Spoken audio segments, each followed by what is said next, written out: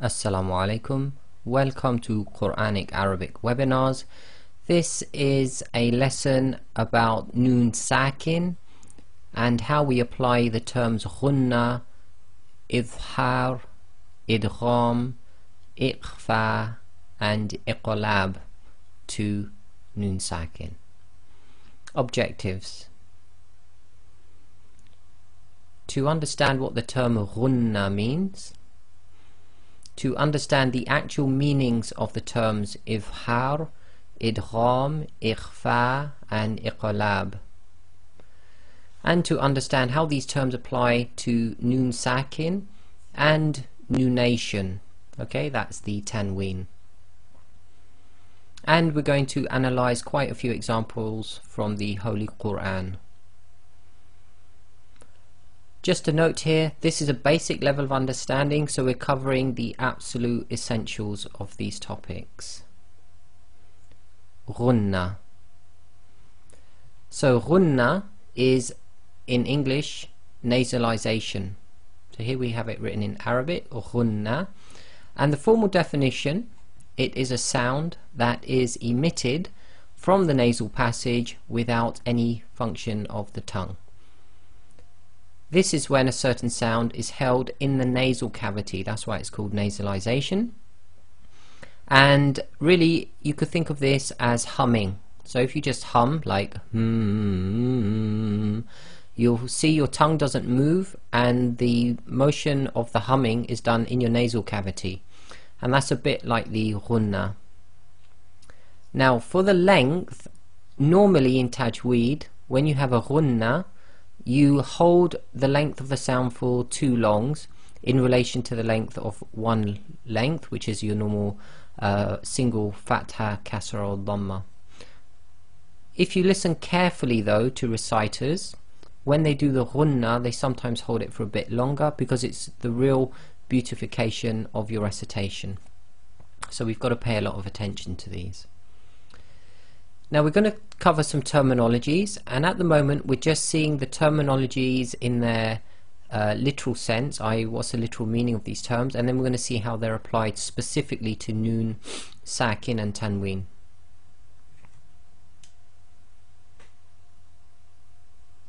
So the first one we're going to cover is Idgham.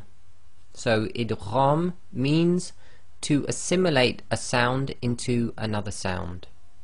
Normally it is assimilating the sound of a vowel sound of one letter into the sound of the next letter, so i.e. combining the sound of a letter into the next letter.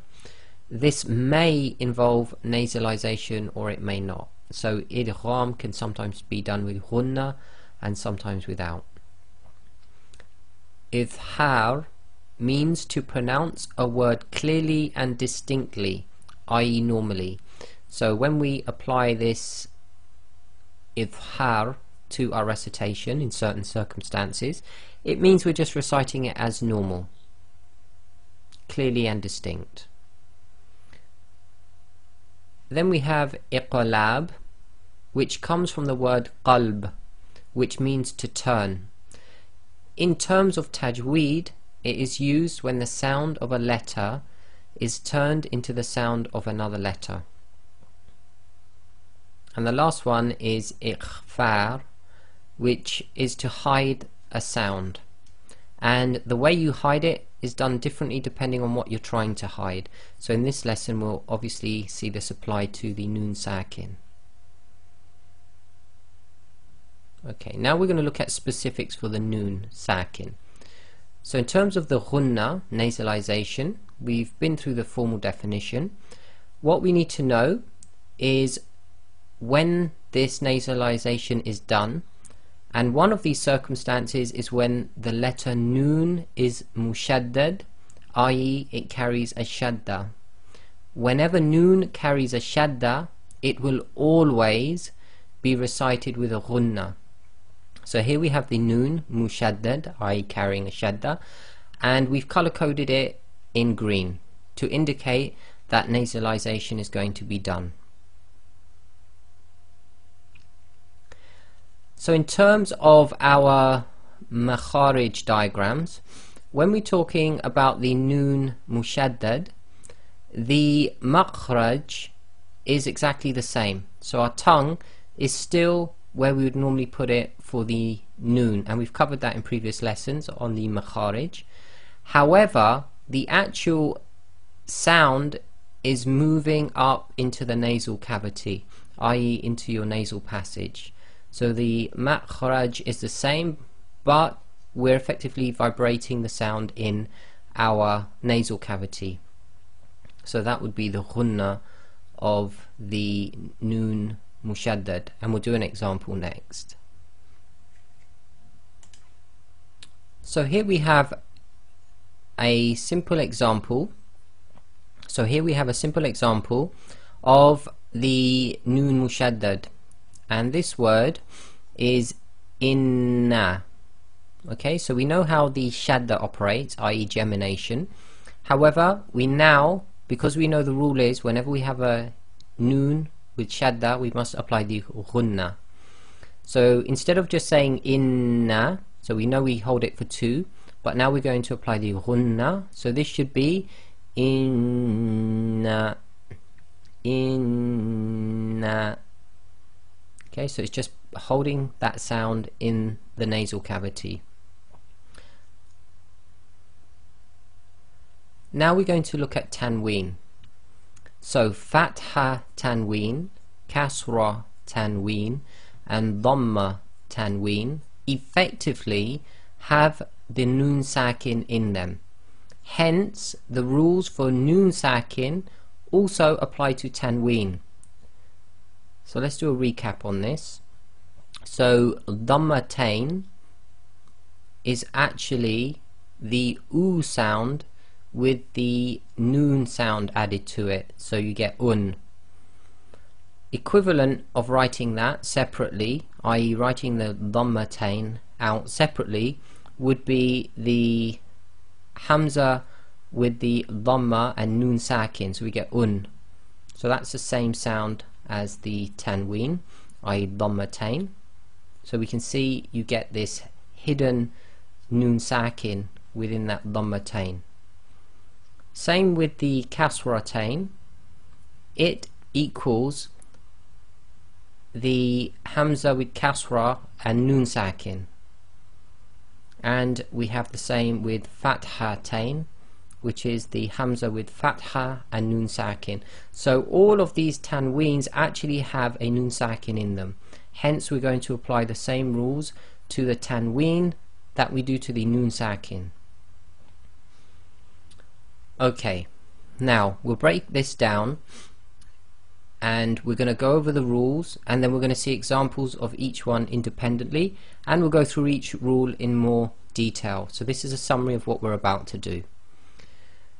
So whenever noon sakin or tanween is followed by any of these rules that we're about to look at, then we have to do something special.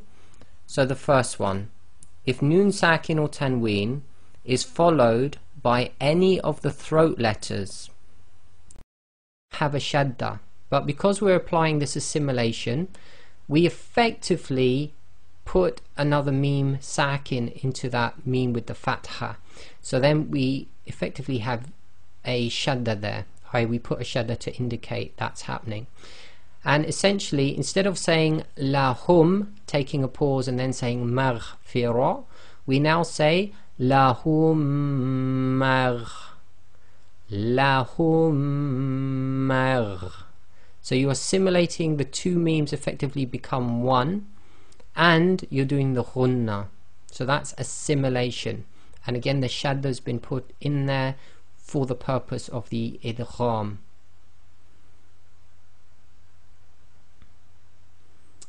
The next one, ikhfa, hiding the sound. So this happens when meme sakin is followed by the letter ba, and again we'll look at an example. So here we have rabbahum bil ghaibi. Okay, and we'll look at the notes for this. So again, there's no assimilation actually taking place. However, this is the important bit. Close lips on the meme sakin and release with the next letter, i.e. there is no release on the meme sakin itself, always with a ghunna on the meme sakin. So instead of saying rabbahum, taking a pause and then saying bil ghaibi, we say rabbahum bil ghaibi. So you're closing your lips on the hum, applying the ghunna, and releasing the lips by saying the bil. So again, it's rabbahum bil ghaibi. So that's the meaning of the hiding. And effectively, you're not releasing your lips on the meme.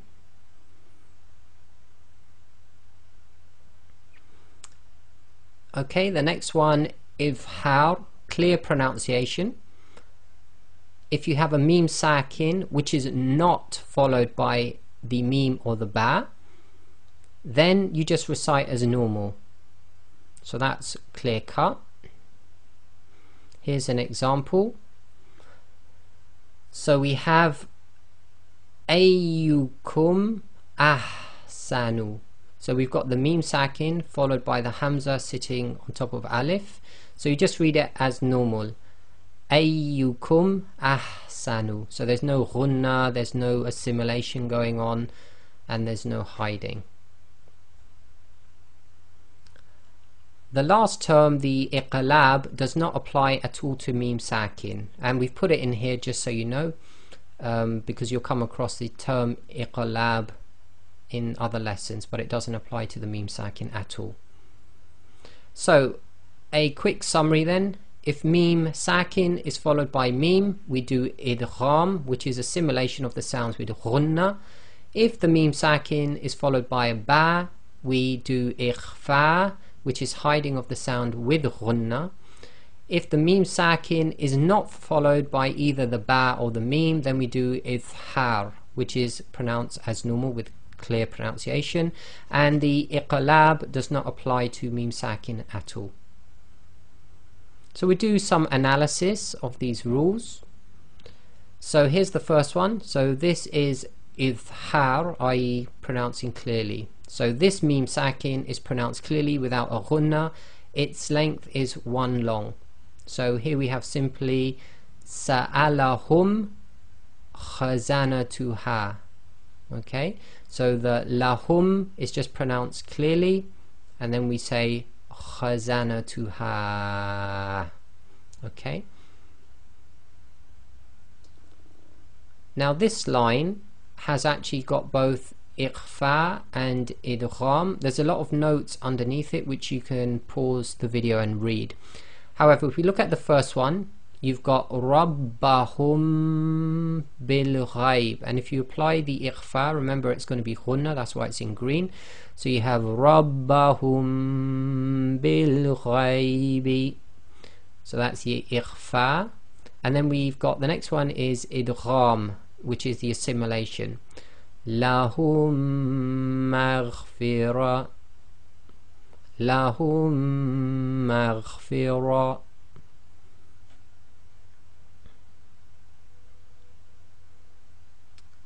Some more examples. The top line here is actually from the Majidi script. We've got an equivalent from an Uthmani script, and the color coding is different here. So it depends what Quran you're looking at for the color coding.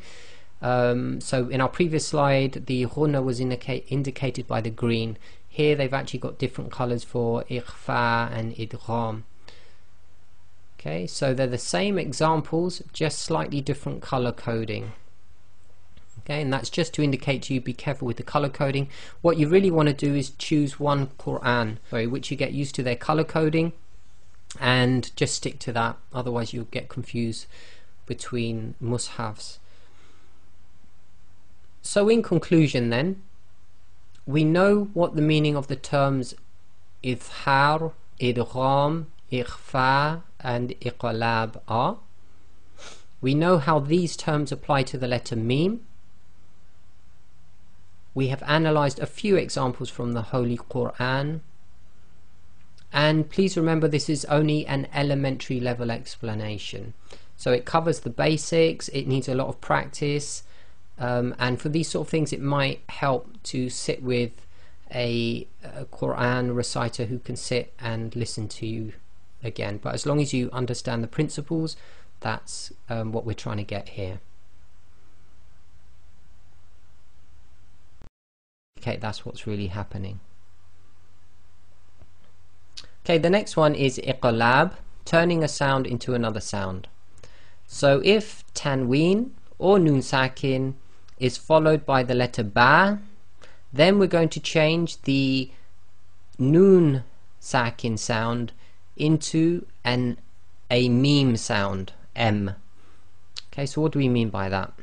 So let's just go through these points. The noon sakin sound is changed into the meme sakin sound. Noon here is in grey, indicates it is not pronounced, and that the color coding depends on which Quran you're looking at.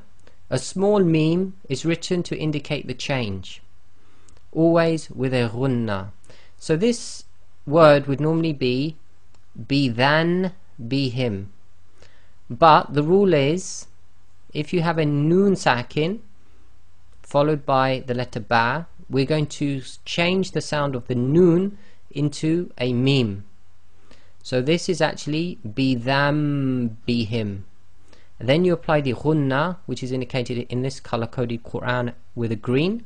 So this would be them, be him, be them, be him. So that's why it's called Q.A.W, coming from the word qalb, to turn. And the last one is ikhfa, which is hiding the sound. So if a letter which has tanween or noon sakin is followed by any of the other 15 letters not covered in the previous 3 rules, then we're going to do this hiding, which is known as ikhfa. So let's read the rules. When followed by any 15 letters in total not covered in the rules of idgham, izhar or Q.A.W, we're going to do ikhfa. Now, one very important point here. The point of articulation is not noon. So where we'd normally have our tongue for the letter noon, we don't do that. We put our articulation point to that of the next letter that's coming after the noon sound. And this is one of the most difficult ones to sort of master. So you do pronounce this with a ghunna as well. So here we have min shay'in. So min is one word, so we've got the noon sakin, followed by one of the other 15 letters. So what's going to happen here is we're going to try and say min with a ghunna, but you cannot put your tongue where you'd normally have it for noon. So i.e. just on the hard palate at the top of the front of the roof of the mouth. So you have to have your tongue ready in the position of the sheen. Okay, and you've got to do the ghunna and effectively the ghunna of the noon in your nose, but you cannot have the tongue in the articulation place of the noon sakin. It must already be in the correct place to be ready to say the sheen. So this would be min shay, min shay. So you don't get a clear noon sound because your tongue is not going to the articulation point of noon, and that's why you don't hear it clearly. So it's hiding the noon sound, but it's trying to hide it at the same time in the nasal cavity. And the second word antum is the same because the letter ta is one of the other 15. So this would be antum, antum. What you don't want to do is go antum. The noon shouldn't be clear, and that's caused by keeping your tongue in the position of the next letter. Or if you find that very difficult, try to just make sure your tongue is away from the roof of your mouth, so it doesn't actually touch the roof of your mouth. And this needs practice with a teacher, face to face if possible. So what we're going to do here, we're going to look at the makhraj to emphasize what we just said. So we're looking at the example we did before, which was min shay, in. So we're going to do the min with ghunna, plus we're getting our tongue ready for the articulation of sheen instead of the noon. So on the left we do the nasalization in the nose, but our tongue is not going to where we'd normally put it for noon. We already have it in the position for the sheen on the right. Okay, so again that's min shay. So it's very subtle, but a good teacher will be able to tell whether you're doing that right or not. So that is ikhfa. So recap: noon sakin or tanween followed by the throat letters is clear sound, I pronounce normally. That's known as idhar.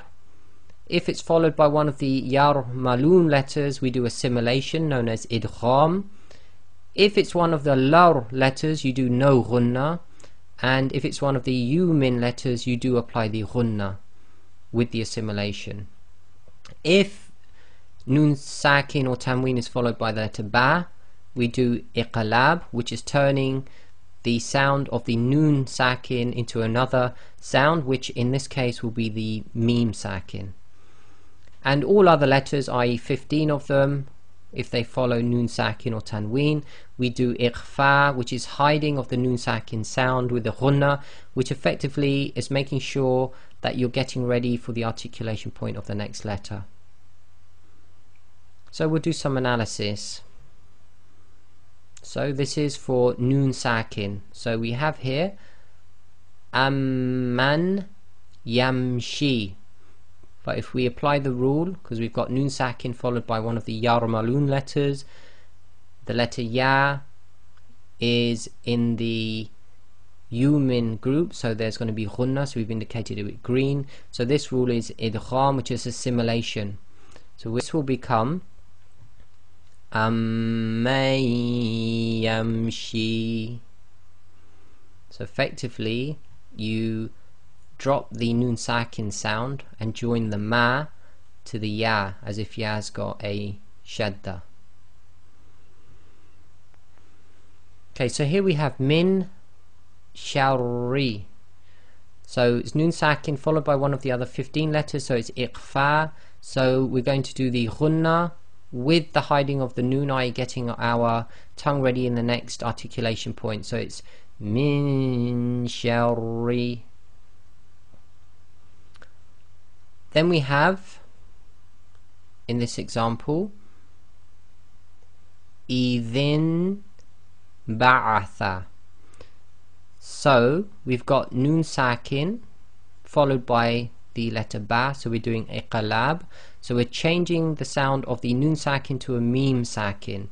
So instead of saying idhin, again with Q.A.W. we do ghunna, we have to say idhin ba'atha.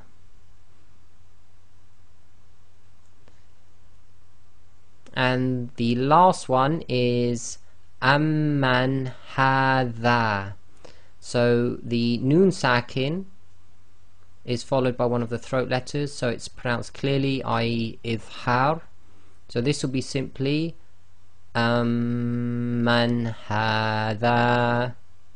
So man is just clear. Now one thing you should notice is when idhar takes place, you pronounce it normally. In the Uthmani script they put a sukoon on top of the noon. In all of the other cases you don't have sukoon. In Q.A.W. it's easier because they put a little mimim to show the noon is changing to the sound of a mim. With the idgham and the ikhfar, they do not put a shadda on the noon sakin to indicate the noon is not going to be read. Okay, so remember that. So now we're going to look at the fathatain, and we're going to look at it in the different scripts. So here we have Uthmani script first. So here we have amalan wa huwa. Now this is idgham, assimilation, because we have lam fathatain. Again, they put on the alif with the fathatain, we just ignore that. So lam with fathatain followed by waw, one of the yarmalun letters, and it's done with a ghunna because it's one of the human letters. So we read the waw as if it's got a shadda, so this will be amalan wa, ghunna and assimilation. Then we have dhalulan fa, so lan, lam with fathatain followed by one of the other 15 letters, ikhfa, so we have to effectively hide the noon sound because ikhfa is hiding, so we do the ghunna and we get ready for the next letter in the articulation point. So this would be dhalulan fa. Then we have here lanas fa'an, so this would normally be fa'an followed by the b, ba. So the fathatain on the ayn, what they've done, they've dropped one of the fathas and substituted it for a meme to show that the noon sakin in the fathatain has been substituted for the meme because it's followed by the ba. So this is an iqlab. Okay, so again this is going to be ghunna, so this would be lanasfa'am bi. Okay, and the last one is the clear one, which is idhar.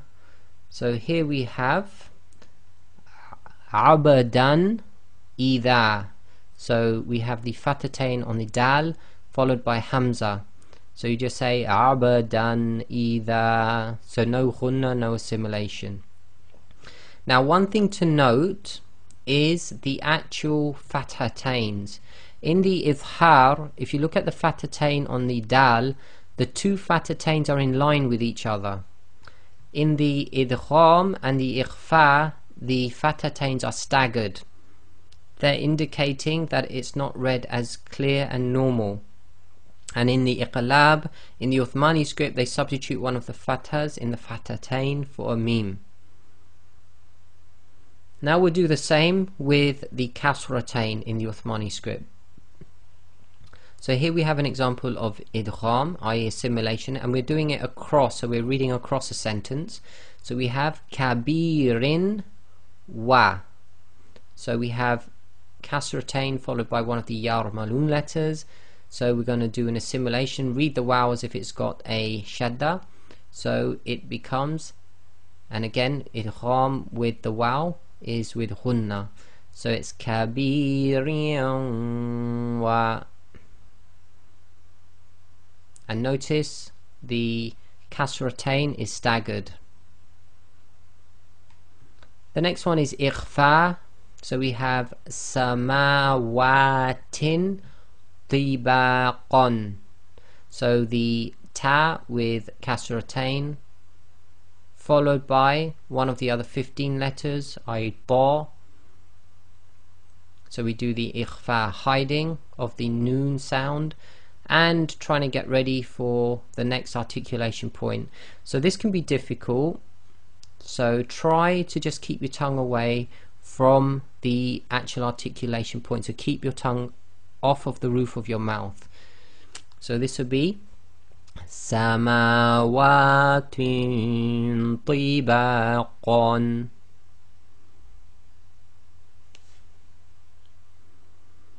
Then we have iqlab, so bikulli shay, and this should be in basir.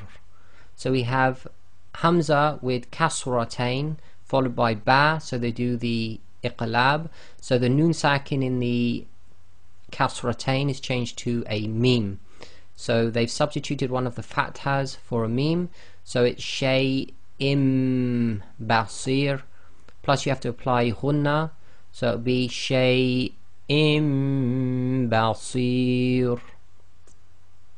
And the last one is idhar, which is shay in.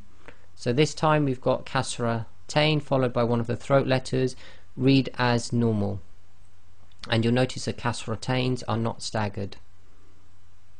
And the last one is Dhammatain in the Uthmani script.